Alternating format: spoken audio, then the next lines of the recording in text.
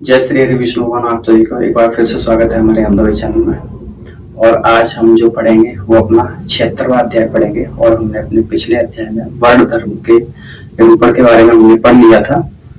और आज का जो अध्याय है वो गृहस्थ जीवन के बारे में है। ठीक है, तो चलिए जय श्री भगवान विष्णु का नाम लेकर हम इसमें जो दी हुई स्तुति है, जैसे कि हमारे वीडियो में पढ़ते हैं, एक अध्याय स्टार्ट होने से पहले उसको हम पढ़ेंगे। उसके बाद फिर हम अपना अध्याय नंबर 76वां आरंभ करेंगे। तो चलिए आइए आप सभी मिलकर हमारे साथ स्तुति को आरंभ करते हैं और आप भी हमारे साथ इस स्तुति को करें। तुमेव माता च पिता, तुमेव बंधु च सखा, तुमेव विद्या द्रवम, तुमेव सर्वम देव देव। जय श्री कृष्ण। तो चलिए आइए हम अब अपना अध्याय देखते हैं कि हमारा अध्याय नंबर कौन सा है और उसका क्या नाम है। तो हमारा अध्याय नंबर है 76वां गृहस्थ धर्म निरूपण। ठीक है, तो ये हमारा गृहस्थ धर्म निरूपण के बारे में है। तो हम आज गृहस्थ धर्म के बारे में पढ़ेंगे और जानेंगे कि गृहस्थ धर्म का निरूपण में क्या बताया गया है।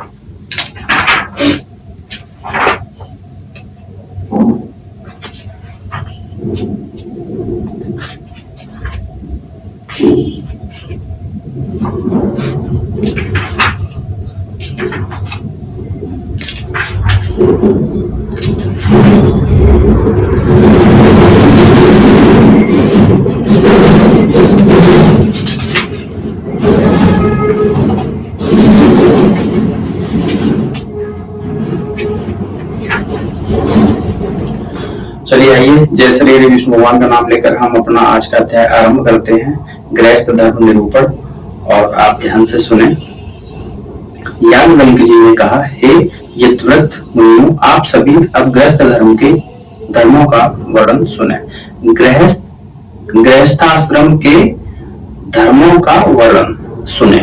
विद्या अध्ययन की समाप्ति के पश्चात, मतलब विद्या समाप्त होने के बाद, गुरु को दक्षिणा प्रदान करके उन्हीं की उन्हीं की अनुज्ञा से, मतलब आज्ञा अनुसार स्नान कर शिष्य को ब्रह्मचर्य व्रत की समाप्ति करनी चाहिए। तदनंतर वह सुलक्षणा, अत्यंत सुंदर मनोरमा, अस्पिंडा अवस्था में छोटी अरोगा, भ्रातृमती, भिन्न प्रवर एवं गोत्र वाली कन्या से विवाह करें। ठीक है, अभी अस्पिंडा कन्या को विवाह योग्य बताया गया है। इससे यह स्पष्ट हो रहा है कि सपिंडा कन्या से विवाह नहीं करना चाहिए। महर्षि याज्ञवल्क्य ने यहाँ सपिंडा के बारे में यह बताया है, माता से लेकर उनके पिता पितामह आदि की गणना में 5वीं परंपरा तक तथा पिता से लेकर उनके पिता पितामह आदि की गणना में 7वीं परंपरा तक सपिंड समझना चाहिए। इसके मध्य में आने वाली कन्या सपिंड तथा इसके मध्य में न आने वाली कन्या अस्पिंडा होगी। इसके मध्य में न आने वाली कन्या अस्पिंडा होगी। इसके अनुसार विवाह के लिए अस्पिंडा कन्या का चयन होना चाहिए। ऐसे ही उसी कन्या से विवाह उचित है।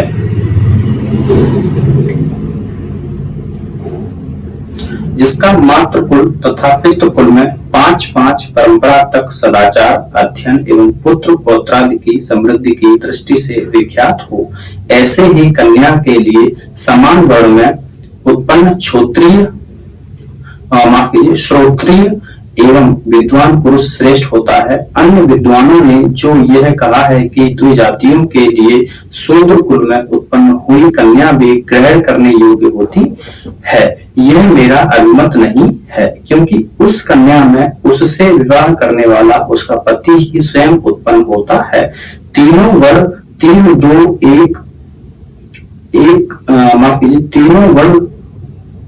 3-2-1 इस क्रम से वर्णों में विवाह कर सकते हैं। शूद्र वर्ग को अपने ही वर्ग से कन्या प्राप्त करनी चाहिए। अपने घर पर वर को बुलाकर उसे यथाशक्ति अलंकृत अपनी कन्या प्रदान करना ब्रह्म विवाह है। इस विधि से विवाहित स्त्री पुरुष से उत्पन्न होने वाली संतान दोनों कुलों के 21 पीढ़ियों को पवित्र करती है। यज्ञ दीक्षित ऋत्विक ब्राह्मण को अपनी कन्या देना दैव विवाह है तथा वर से एक जोड़ा गौ स्त्री गौ एवं पुरुष गौ लेकर उसको कन्या प्रदान करना आर्ष विवाह कहा जाता है। इस प्रथम ब्रह्म विवाह विधि से विवाहित स्त्री पुरुष से उत्पन्न पुत्र अपनी प्रथम की साथ तथा बाद की साथ इस तरह 14 पीढ़ियों को पवित्र करता है। आर्ष विधि के विवाह से उत्पन्न पुत्र 3 पूर्व तथा 3 बाद की इस तरह 6 पीढ़ियों को पवित्र करता है।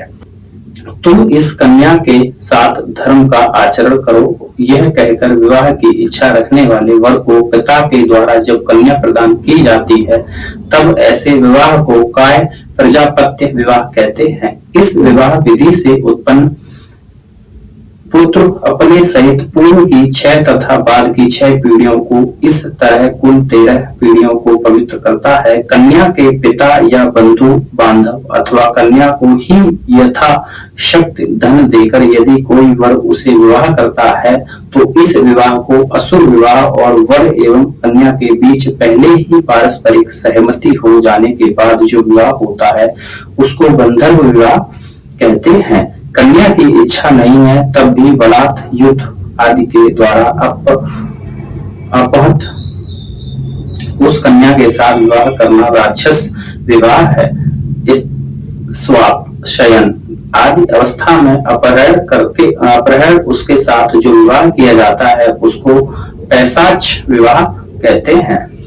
इन उपर्युक्त 8 विवाहों में प्रथम 4 प्रकार के विवाह अर्थात ब्रह्मदैव आर्ष और प्रजापत्य विवाह ब्राह्मण के वर्ग के लिए उपयुक्त हैं। गांधर्व विवाह तथा राक्षस विवाह क्षत्रिय वर्ग के लिए उचित हैं। असुर विवाह वैश्य वर्ग और अंतिम गर्हित पैशाच नामक विवाह शूद्र वर्ग के लिए उचित माना गया है। समान वर्ण वाले वर कन्या के विवाह में कन्याओं के द्वारा ग्रह सूत्र की विधि अनुसार वर का पारिग्रहण अर्थात हाथ पकड़ना चाहिए। क्षत्रिय कन्या ब्राह्मण वर से विवाह करते समय ब्राह्मण वर के दाहिने हाथ में विद्यमान बाण के एक देश को ग्रहण करे। वैश्य कन्या ब्राह्मण अथवा क्षत्रिय वर से विवाह करते समय वर के हाथ में विद्यमान चाबुक के एक देश को ग्रहण करे। ऐसे ही शूद्र कन्या ब्राह्मण क्षत्रिय अथवा वैश्य वर से विवाह करते समय वर के उत्तरी वस्त्र ऊपर ओढ़े हुए चादर के किनारे को ग्रहण करे। पिता पितामह भ्राता सकुल्य बंधु बांधव अथवा माता कन्यादान करने के अधिकारी हैं। पूर्व के अभाव में उत्तरोत्तर कन्यादान के अधिकारी हैं। यदि उन्माद आदि दोष से ग्रस्त नहीं है, यदि कन्यादान का अधिकारी समय पर कन्यादान न करे तो कन्या के ऋतुमती हो जाने पर कन्यादान के अधिकारी को कन्या के प्रति ऋतुकाल में एक भ्रूण हत्या का पाप लगता है। कन्यादान के दाता के अभाव में कन्या को स्वयं उपयुक्त वर का वर्ण कर लेना चाहिए। कन्या एक बार दी जाती है, इसलिए कन्या एक बार देकर पुनः उसका अपहरण करने वाला चोर कर्म के समान दंड का भागी होता है। निर्दुष्ट अर्थात सौम्य सुशीला पत्नी का परित्याग करने पर पति दंडनीय है, किंतु अत्यंत दुष्ट महापातक आदि से दुष्ट पत्नी का उपायांतर के अभाव में परित्याग किया जा सकता है। यदि कन्या का किसी वर के साथ विवाह करने के लिए वाक दान मात्र किया गया हो, अनंतर विवाह के पूर्व ही वर का मरण हो गया तो कलयुग से अन्य युगों में ऐसी कन्या को पुत्र प्राप्त करने का उपाय यह है, ऐसी कन्या पुत्र चाहती है तो उसका देवर अथवा कोई सपिंड या कोई सगोत्र बड़ों की आज्ञा प्राप्त होने पर अपने सभी अंगों में घृत लेप कर ऋतुकाल मात्र में उस कन्या के पास तब तक जा सकता है जब तक गर्भधारण न हो। गर्भधारण के बाद यदि वह ऐसी कन्या के पास जाता है जो पतित हो जाता है, इस विधि से इस कन्या से उत्पन्न पुत्र जिस पर को कन्या का वाग्दान किया गया था उसका क्षेत्रज पुत्र माना जाता है। जो स्त्री व्यभिचारिणी है, बहुत प्रयत्न करने पर भी व्यभिचार से विरत नहीं हो रही है, उसको अपने गर्हित जीवन के प्रति वैराग्य उत्पन्न करने के लिए अपने घर में ही रखते हुए समस्त अधिकारों से अलग कर देना चाहिए तथा उसे मलिन दशा में ही रखकर उतना ही भोजन देना चाहिए जितना से उसकी प्राण रक्षा मात्र हो सके। साथ ही उसके निंदनीय कर्म के लिए उसकी भत्सना करनी चाहिए और भूमि पर ही उसके शयन की व्यवस्था करनी चाहिए। स्त्रियों को विवाह से पूर्व चंद्र से सुचिता, गंधर्व ने सुंदर मधुर वाणी एवं अग्र ने सब प्रकार की पवित्रता प्रदान की है, इसलिए स्त्रियां पवित्र ही होती हैं। अतएव उनके लिए अतप प्रायश्चित की व्यवस्था है, पर इतने से यह नहीं समझना चाहिए कि स्त्रियों में दोष का संक्रमण नहीं होता है। यदि कोई स्त्री केवल मन से पर पुरुष की इच्छा करती है तो यह भी एक तरह का व्यभिचार ही है। ऐसे ही अन्य पुरुष से संपर्क करने का संकल्प मात्र कोई स्त्री कर लेती है तो यह भी किसी रूप में व्यभिचार ही है। ऐसा व्यभिचार आदि प्रकाश में नहीं आया है तो इससे उत्पन्न दोष का मार्जन उस स्त्री के ऋतुकाल में रजो दर्शन से हो जाता है। यदि पर पुरुष शूद्र के साथ संपर्क कर कोई स्त्री गर्भ धारण कर लेती है तो इस पाप का प्रायश्चित उस स्त्री का त्याग ही है। ऐसे ही गर्भवत पति का वध, ब्रह्म हत्या आदि महापातक से ग्रस्त होने पर तथा शिष्य आदि के साथ गमन करने वाली स्त्री का त्याग ही कर देना चाहिए। मदिरा पान करने वाली, दीर्घ रोहिणी, द्वेष रखने वाली, वंध्या, अर्थ का नाश करने वाली, अप्रियवादिनी, निष्ठुर भाषणी, कन्या को ही उत्पन्न करने वाली एवं पति का अहित ही करने वाली भार्या का परित्याग कर दूसरा विवाह किया जा सकता है।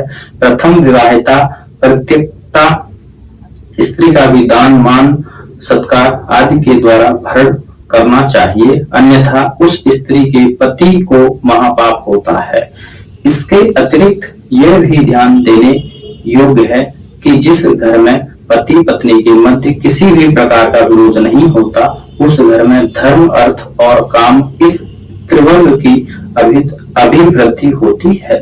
अतः प्रथम विवाहिता एवं वर्तमान भार्या में अस्वीकृत स्त्री में पूर्व में भार्या ही है। इस दृष्टि से उससे विरोध नहीं ही करना चाहिए, उसे पूर्व प्रसन्न रखना चाहिए। जो स्त्री पति की मृत्यु के पश्चात अथवा उसके जीवित रहते हुए अन्य पुरुष का आश्रय नहीं लेती वह इस लोक में यश प्राप्त करती है और अपने पातिव्रत्य पुण्य के प्रभाव से परलोक में जाकर पार्वती के साहचर्य में आनंद प्राप्त करती है। यदि पति अपनी स्त्री का परित्याग करता है तो उस स्त्री को भरण पोषण के लिए अपनी संपत्ति का तृतीयांश दे देना चाहिए। स्त्रियों को अपने पति की आज्ञा का पालन करना चाहिए, यही उनका परम धर्म है। स्त्रियों में ऋतु अर्थात रजो दर्शन के प्रथम दिन से 16 रात्रि तक उनका ऋतुकाल होता है। अतः पुरुष को उक्त 16 रात्रियों की युग रात्रियों में अपनी पत्नी के साथ पुत्र प्राप्ति के लिए संसर्ग करना चाहिए। पर्वों की तिथियों में तथा ऋतुकाल की प्रारंभिक 4 तिथियों में सहवास नहीं करना चाहिए। अपनी अपेक्षा क्षाम मतलब दुर्बल स्त्री का सहवास पुत्र प्राप्ति में सहायक होता है। मघा और मूल नक्षत्र में सहवास वर्जित है। इस नियमों का पालन करके ही अपनी स्त्री से सुंदर, सबल, उत्तम लक्षण वाले निरोगी पुत्र को उत्पन्न किया जा सकता है। स्त्रियों को इंद्र ने जो वर दिया है उसे ध्यान में रखते हुए पुरुष यथाकामी मतलब पत्नी की इच्छा अनुसार ऋतुकाल की रात्रियों से अतिरिक्त अनिश्चित रात्रियों में भी अपनी पत्नी के साथ सहवास करने वाला भी हो सकता है। पुरुष के यथाकामी होने में दो कारण हैं। नंबर 1, पुरुष को अपनी पत्नी में ही रति रखनी चाहिए और नंबर 2, स्त्रियों की रक्षा करना पुरुष का धर्म है। पति, भ्राता, पिता, पितृव्य, सास, ससुर, देवर तथा अन्य बंधु बांधवों को स्त्रियों का आभूषण, वस्त्र एवं भोजन आदि के द्वारा पर्याप्त आदर करना चाहिए। स्त्री को घर की सामग्री संयमित रूप में रखनी चाहिए, कार्य कुशल होना चाहिए, प्रसन्न रहना चाहिए, मित व्ययी, अधिक खर्चीली नहीं होना चाहिए तथा सर्वदा अपने सास ससुर के चरणों का वंदन करना चाहिए। जो स्त्री पुरोहित पति का है अर्थात जिसका पति परदेश चला गया है, उसके लिए किसी प्रकार की क्रीड़ा मतलब खेल तमाशा, शरीर की सजावट, सामाजिक उत्सवों का दर्शन, हास परिहास तथा दूसरे के घर में गमन करना वर्जित है। बाल्यावस्था में पिता, यौवन अवस्था में पति, वृद्धावस्था में पुत्र, पुत्र के अभाव में अन्य संबंधियों को नारी की रक्षा करनी चाहिए। दिन को अथवा रात्रि हो, कभी भी स्त्री अपने पति के साथ एकांत में निवास न करे। पति को सदैव धर्म कार्य में अपनी ज्येष्ठा पत्नी को ही संलग्न करना चाहिए। कनिष्ठा भार्या धर्म कार्य के लिए उपयुक्त नहीं मानी गई है। सदाचारिणी स्त्री के मृत्यु होने पर पति को चाहिए कि वह अग्निहोत्र में प्रयुक्त अग्नि से उनका दाह संस्कार करे, तदनंतर अविलंब अन्य स्त्री के साथ पाणी ग्रहण करके पुनः अग्नि का संचयन करे। पति हितैषणी पत्नी इस लोक में यश अर्जित करके अंत में स्वर्ग लोक को प्राप्त करती है। तो ये हमारा अध्याय नंबर बहुत ही मतलब महत्वपूर्ण है और आप सभी से मैं प्रार्थना करता हूँ कि इस अध्याय को जरूर सुने, खासकर माताएं बहनें जो भी हैं, ठीक है, और इस अध्याय को बहुत अच्छे से समझें। ठीक है कि इस अध्याय में स्त्रियों के लिए बहुत अच्छा बताया गया है कि वो कैसे पुत्र प्राप्ति कर सकती हैं, कैसे अपने पति के आज्ञा का पालन कर सकती हैं और कैसे पुरुष 2 विवाह कर सकते हैं और 2 विवाह होने के पश्चात भी अपनी पहली पत्नी को उन्हें सबसे पहले कोई भी चीज के लिए या कोई भी कार्य करने से पहले उनको पूछना होगा, ठीक है, और उनका सम्मान करना होगा। ठीक है, तो इसमें बहुत अच्छी चीज हमारे लिए बताई गई है। तो मैं आपसे हाथ जोड़ के प्रार्थना करता हूँ कि इस अध्याय को जरूर सुने। ठीक है, और अब हमारा जो अध्याय नंबर है अगला वो है 77 मतलब 77। इसमें जो दिया गया है वो मैं आपका हेडिंग बता देता हूँ। वर्ण संकर ज्योतिषियों का प्रादुर्भाव, गृहस्थ धर्म, वर्ण धर्म तथा 37 प्रकार के अध्याय। तो ये हमारा अध्याय नंबर 77 है जिसको हम अगली वीडियो में पढ़ेंगे। तो फिलहाल तो मैं आपसे यही प्रार्थना करूंगा कि हमारे अध्याय नंबर 76 को एक बार जरूर सुने। बहुत ही आपको मतलब ज्यादा ज्ञान देगा और ज्यादा आपको वो जानकारी भी देगा और ज्यादा महत्वपूर्ण भी है। ठीक है, तो इसको जरूर सुने। और अब मैं इस महान गरुड़ के अध्याय नंबर 76 को यही पर विराम दे रहा हूँ और अब हम अगली वीडियो में अध्याय नंबर 77 को आरंभ करेंगे और उसमें बहुत अच्छा चीज जानेंगे। तो चलिए मिलते हैं आप सभी को नेक्स्ट वीडियो में, तब तक के लिए जय श्री विष्णु, नमस्कार।